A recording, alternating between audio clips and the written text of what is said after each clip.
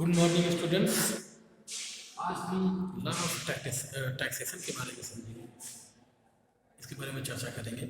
जैसा कि पिछली क्लास में हम लोगों ने क्या देखा था, हमने देखा था सेक्शन 10। सेक्शन 10 में क्या था, कौन सी इनकम एग्जम्प्टेड होगी और कौन सी इनकम डिडक्शन दिया जाएगा। हमने इस चीज़ को समझा था कि इनकम एग्जम्प्टेड इनकम क्या होगी और डिडक्शन इनकम क्या होगी, दोनों के बारे में हमने समझा था। ठीक, आज हम कुछ बेसिक कंसेप्ट और बेसिक कंसेप्ट को लेकर समझेंगे। ठीक है, तो हम एक थोड़ा सा पहले एक डिफरेंस समझेंगे इसके बारे में, टैक्स के बारे में और सेस के बारे में। टैक्स के बारे में और सेस के बारे में। ठीक, यानी कि कर, इसे क्या कहेंगे, कर, इसे क्या कहेंगे, उपकर। उपकर का उपकर में क्या डिफरेंस है, इसको हम थोड़ा समझते हैं। ठीक, टैक्स क्या होता है, जब किसी व्यक्ति की संपूर्ण आय पर उसका कुछ हिस्सा सरकार द्वारा लिया जाता है। ठीक है, रेवेन्यू के तौर पर यानी कि कलेक्शन के तौर पर सरकार द्वारा कुछ हिस्सा उस संपत्ति का लिया जाता है, उसे क्या कहेंगे, हम टैक्स कहेंगे। Let's suppose if any person has earned 20 lakh rupees. Okay, if any person has the earned 40 lakh rupees, so how many income of the taxable? 20 lakh is not amount has been taxable. Then have to look at the slaves of the tax rate. We have suppose how many income? Something 1,80,000 rupees are taxable. Suppose any person has earned 20 lakh rupees, then he pay the tax 1,80,000 rupees is the tax as is the taxable value. If when tax has imposed the tax, tax के ऊपर जब कुछ percentage हिस्सा tax के रूप में लिया जाता है, उसे क्या कहेंगे, सेस के रूप में कहेंगे। ठीक है, सेस और टैक्स में क्या डिफरेंस होता है। टैक्स क्या होता है, टैक्स उस किसी व्यक्ति द्वारा अपनी अर्न की गई इनकम, टोटल अर्न की गई इनकम पर जो परसेंटेज हिस्सा टैक्स दिया जाता है और जिस परसेंटेज का हिस्सा सरकार को दिया जाता है वो टैक्स कहलाता है। उस जो परसेंटेज के हिस्से पे कोई टैक्स लगाया जाता है, यानी टैक्स पे जब कोई टैक्स लगाया जाता है तो क्या कहा जाएगा, उसे सेस कहा जाता है। ठीक है, अब हम समझते हैं सेस लगाया क्यों जाता है। देखिए, टैक्स जब कोई पर्सन के इनकम पर टैक्स लगाया जाता है तो वो सभी लोगों को वो पैसा कहीं भी खर्चा किया जा सकता है, किसी डेवलपमेंट में किया जा सकता है, उस पर खर्चा किया जा सकता है, इंफ्रास्ट्रक्चर पर खर्चा किया जा सकता है, किसी सर्विसेज में खर्चा किया जा सकता है, कोई सब्सिडी दी जा सकती है। यानी टैक्स से लिया हुआ पैसा वह भारत के निर्माण में या देश के निर्माण में कहीं भी लगाया जा सकता है, परंतु सेस से लिया हुआ पैसा, ठीक, सेस एक खास उद्देश्य के लिए लगाया जाता है, एक स्पेशल पर्पज के लिए लगाया जाता है। सेस कैसे किसके लिए लगाया जाता है, एक स्पेशल पर्पज के लिए लगाया जाता है। जैसे कि एजुकेशन सेस होता है, यानी शिक्षा के तौर पर मान लीजिए किसी व्यक्ति की टोटल टैक्स कितना आया है, 5 लाख रुपए, उसने टैक्स पे किया है 5 लाख, तो 5 लाख पे 4% लगा देते हैं। ठीक, 5 लाख पर 4% लगा देंगे तो क्या हो जाएगा, ये एजुकेशन सेस हो जाएगा। जितना वैल्यू आएगा 4%, ठीक, 5 लाख पर 4% जितना आएगा तो क्या हो जाएगा, सेस के रूप में। इसे टैक्स के ऊपर जब टैक्स लगाया जाता है तो उसे सेस कहा जाता है। जैसे कि सेस कैसे कैसे लगाते हैं, एजुकेशन सेस होता है, स्वच्छता अभियान के लिए भी कुछ सेस लगाया जा रहा था। ठीक ठीक, एग्रीकल्चर के लिए लगाया जाता है, यानी कि जो सेस जिस के लिए लगाया जाएगा वह सेस से कलेक्ट किया हुआ अमाउंट, वह सेस से कलेक्ट किया गया पैसा वो उसी पर्पज के लिए लगाया जाएगा। यानी कि एजुकेशन से ऊपर लगाया गया है सेस, एजुकेशन के तौर पर एजुकेशन में ही लगाया जाएगा, स्कॉलरशिप प्रोवाइड की जाएगी, एजुकेशन के लिए स्कॉलरशिप दी जाएगी, इंफ्रास्ट्रक्चर बनाया जाएगा, नए नए इंस्टीट्यूट खुलेंगे, शिक्षा में जितना बेहतर करने का प्रयास किया जाएगा उस पर लगाया जाएगा। एग्रीकल्चर पे सेस लगाया जाएगा, एग्रीकल्चर के नाम से सेस लगाया जाता है टैक्स पे। इनकम टैक्स जो टैक्स लगाया जाता है उस पर कोई एग्रीकल्चर के नाम से कोई सेस लगाया जाता है तो एग्रीकल्चर पे वो पूरा पैसा खर्चा होगा। ठीक है, स्वच्छता मिशन से लगाया जाता है, स्वच्छता पे खर्चा किया जाएगा। जिस क्षेत्र में हेल्थ के लिए सेस दिया जा रहा है तो हेल्थ पे खर्चा किया जाएगा। जिस चीज के लिए सेस लगाया जाएगा वह पैसा उसी क्षेत्र पे खर्चा किया जाएगा। टैक्स पे लगाया जाने वाला पैसा टैक्स पर वो कहीं भी खर्चा किया जा सकता है।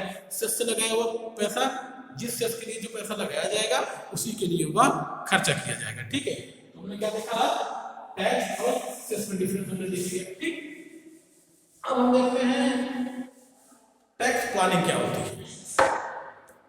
टैक्स प्लानिंग,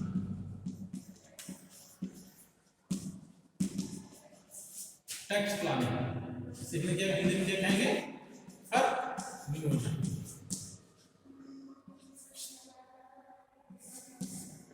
अब टैक्स प्लानिंग के बारे में हम समझते हैं क्या है टैक्स प्लानिंग। टैक्स प्लानिंग का मतलब वह होता है यानी कि जब कोई व्यक्ति, ठीक देखिए किसी व्यक्ति की कुछ इनकम हो रही है उसको टैक्स देना है, ठीक है, वह टैक्स को पे करे। लेकिन बहुत से लोग क्या करते हैं उसे चुरा भी लेते हैं। चुराने का मतलब अपनी इनकम में सो ही नहीं करते हैं, जहाँ से कुछ अर्न करेंगे इनकम उसको सो ही नहीं करेंगे।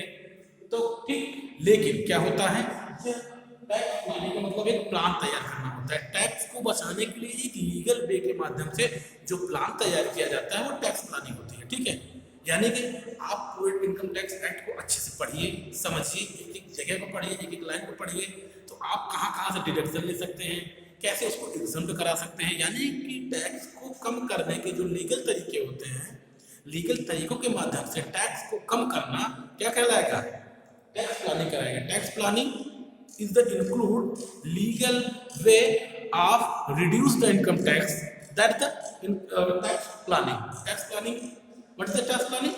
Tax planning is the legal way, then you have the reduce the overloads of the taxes, that is the tax planning। यानी लीगल रास्तों की तरफ से, लीगल माध्यम से, यानी कि विधिक माध्यम से, विधि के सारे इनकम टैक्स के विधि के जो सारे अध्ययन है, सारे आर्टिकल को पढ़कर उसके माध्यम से क्या करना, टैक्स को कम करने का प्रयास करना, कम करने की योजना बनाना क्या कहलाता है, टैक्स प्लानिंग कहलाती है। ठीक है, टैक्स प्लानिंग को हमने समझा। ठीक, अभी हमने क्या क्या समझा, टैक्स प्लानिंग समझा और difference between the these difference में हमने समझा। ठीक है, अब हम देखते हैं क्या है अगला एक कंसेप्ट क्या है। आपके सिलेबस में एक है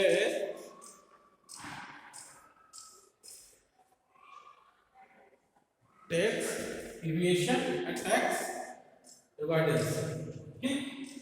tax evasion and tax avoidance में क्या हम समझेंगे, देखिए कार्य की tax evasion tax avoidance. Tax evasion यानी कि वही चीज है जो टैक्स प्लानिंग हमने समझी थी। टैक्स इवेशन में क्या है, कोई एक लीगल माध्यम से अपने टैक्स को कम करना, कितने तरीके से आप कम कर सकते हैं। ठीक है, यानी कि टैक्स की चोरी ना करना, ठीक, यानी कि कितने भी लीगल माध्यम हो सकते हैं आपके टैक्स को पे करने के लिए। ठीक, टैक्स में क्या है, टैक्स के लीगल माध्यम क्या होंगे, आप उसको शो करेंगे, ठीक, दिखाएंगे क्या क्या चीजें क्या हैं, कैसी हैं, उसको यदि आप बेहतर तरीके से कम कर सकते हैं तो कम करेंगे। टैक्स एवॉइडेंस, एवॉइडेंस यानी कि आप उसको दे ही नहीं करेंगे, चुकाएंगे ही नहीं। ठीक, ये चीजें हैं टैक्स के संबंध। ठीक है, अब हम एक दूसरे टॉपिक को समझेंगे टैक्स में, clubbing of income. Clubbing of income, ठीक, क्लबिंग ऑफ इनकम का मतलब क्या होता है, इनकम को क्लब करना। ठीक, इनकम को क्लब करना। ठीक, एक होता है डीम्ड टू बी इनकम, एक होता है क्लबिंग ऑफ इनकम। अब क्लबिंग ऑफ इनकम को समझने के लिए तीन चीजें हमको समझना पड़ेगी। ठीक, इसमें spouse, spouse, daughter in law,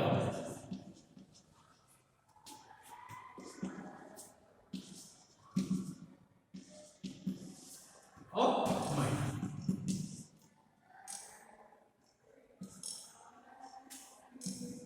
daughter in law, ठीक, डॉटर इन लॉ माइनर, यानी इसको हम कह सकते हैं बहू, यानी पति पत्नी, पति पत्नी, और माइनर बच्चा अवयस्क।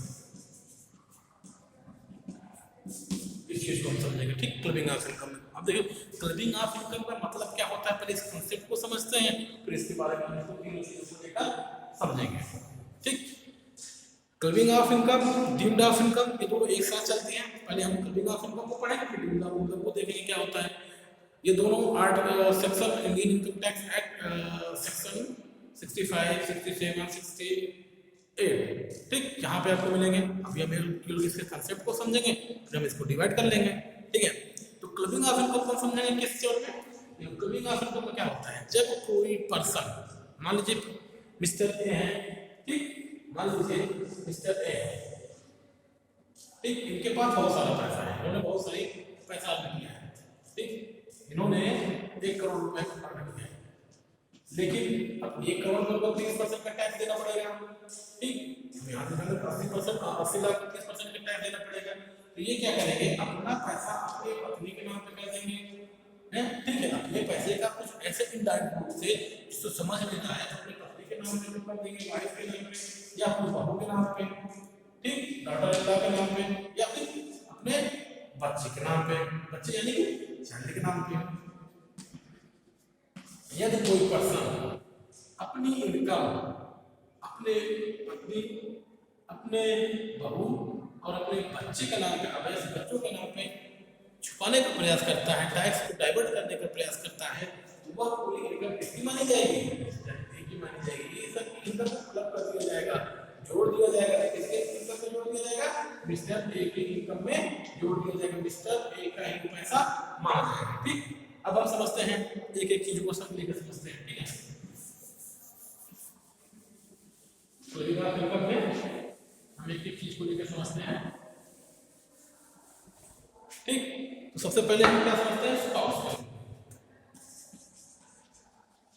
स्पाउस तो हम यार हस्बैंड एंड वाइफ, ठीक, हस्बैंड एंड वाइफ, ठीक, हस्बैंड एंड वाइफ।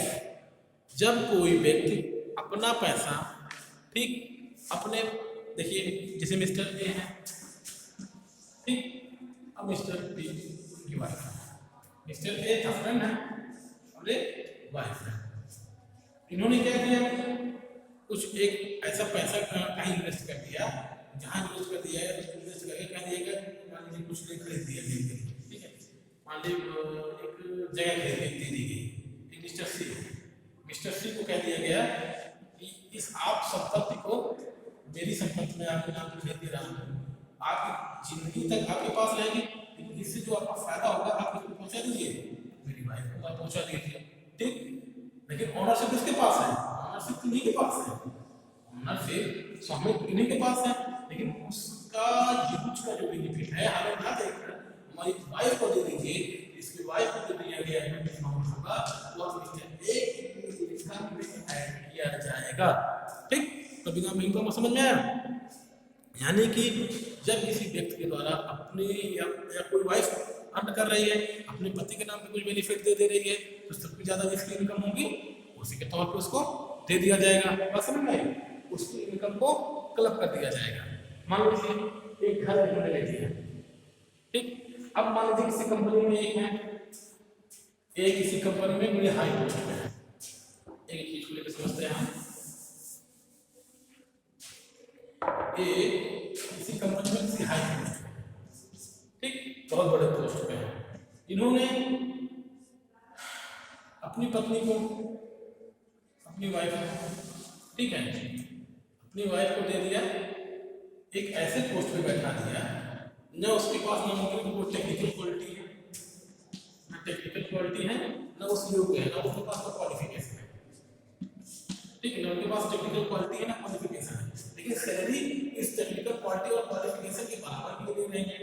यानी बहुत बड़े पोस्ट पे है, कंपनी ने, ठीक है, तो इन्होंने उनकी सैलरी 50 हम कर दे रहे हैं, एक 5 लाख महीने कर दे रहे हैं, 5 लाख मंथ कर दे रहे हैं, ठीक है। लेकिन इनके पास ना कोई क्वालिटी है, एजुकेशन है, ठीक, इनकी इनकम तो इतनी देती है ना, इस लायक है कि इनको क्या मानेगी, ये पूरी इनकम नहीं मानी जाएगी कि चेक किया जाएगा इनकी टेक्निकल क्वालिटी या फिर क्वालिफिकेशन का आपको बैठा है। तो आप कहीं ना कहीं आप कर को बचाने का प्रयास कर रहे हैं, इसके लिए आपकी इनकम में वह अमाउंट है वह इंक्लूड कर दिया जाएगा, ठीक है। तो बिग ऑफ इनकम का समझ में आया, ठीक। अब हम देखते हैं हस्बैंड एंड वाइफ को समझ में आएगा।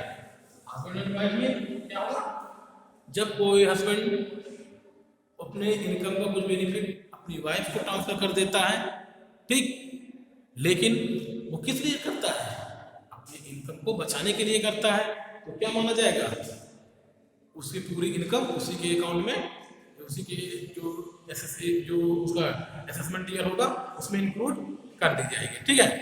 अब हम समझते हैं बहू के बारे में। डॉटर इन लॉ,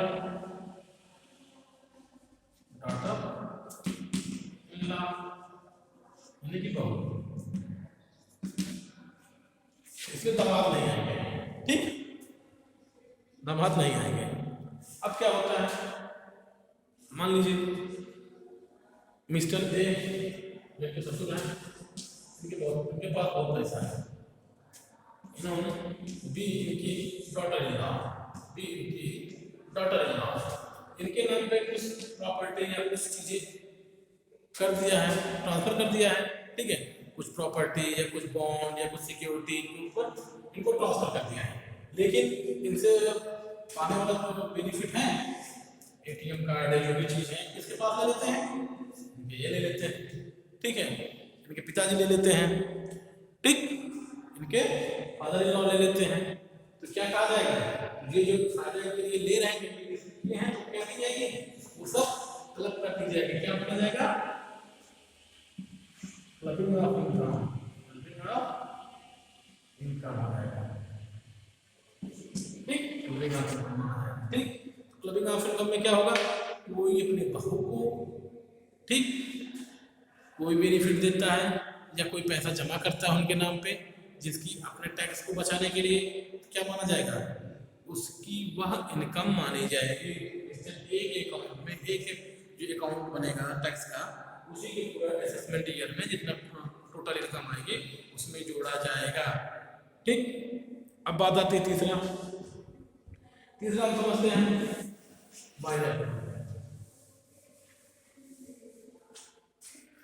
माइनर के रूप में देखते हैं। माइनर यानी कि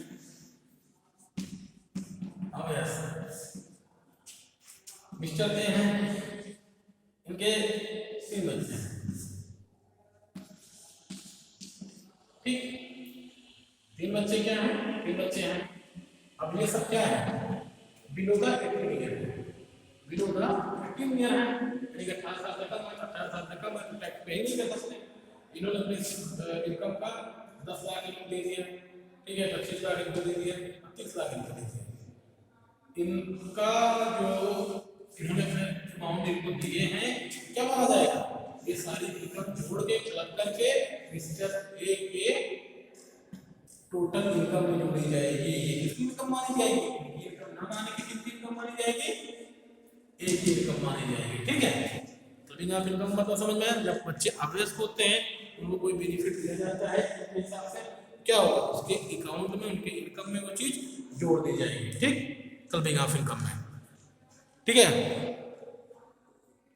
हम अब कुछ अपवाद समझते हैं, माइनर के कुछ एक्सेप्शन भी होते हैं, ठीक। एक्सेप्शन क्या होता है, अपवाद, उसके अपवाद होते हैं, ठीक। अपवाद क्या होता है, सुनने से अपवाद ये होते हैं, जैसे मान लीजिए कोई बच्चा अपनी स्किल से, ठीक है, जैसे सचिन तेंदुलकर थे, सचिन तेंदुलकर 16 साल की उम्र में ही बड़े स्टार हो गए, लाखों करोड़ों कमाने लगे थे। उस समय उनके पापा की इनकम या उनके फैमिली की इनकम इतनी थी नहीं, क्योंकि उनके पास स्किल था, तो वो जो स्किल से पैसा किया जाएगा तो उनकी पापा मम्मी के इनकम में ज्वाइन नहीं किया जाएगा। जैसे बच्चे यूट्यूब चैनल से गाना गाते हैं या किसी सिंगिंग स्टार में जाते हैं, कोई रियलिटी शो में या कुछ ऐसे शो में जाते हैं जिसमें वो अपनी स्किल से पैसा अर्न करते हैं, मनी अर्न करते हैं तो उनकी फैमिली या उनके पापा या उनकी मम्मी की इनकम में ऐड नहीं किया जाएगा। ठीक है। दूसरी बात एक चीज़ है, यदि कोई बच्चा ठीक है विकलांग है, ठीक, कुछ स्पेशल केस में ऐसा स्पेशल दिक्कत है उसके साथ, जब उसके साथ कुछ स्पेशल दिक्कत है या तो उनकी मम्मी पापा या कुछ अमाउंट उसके लिए फिक्स करते हैं, उनके फ्यूचर के लिए फिक्स करते हैं, तो उनके अकाउंट में टोटल इनकम में जोड़ा नहीं जाएगा। तो हमने क्या देखा, बच्चे के पास स्पेशल स्किल है तब नहीं जोड़ा जाएगा। यदि बच्चा क्या है, विकलांग है, डिसेबल्ड है, ठीक है, या कोई डिसीज है, उसके लिए कुछ ऐसा करेगा तो उसके इनकम में टोटल इनकम में जोड़ा नहीं जाएगा। Thank you.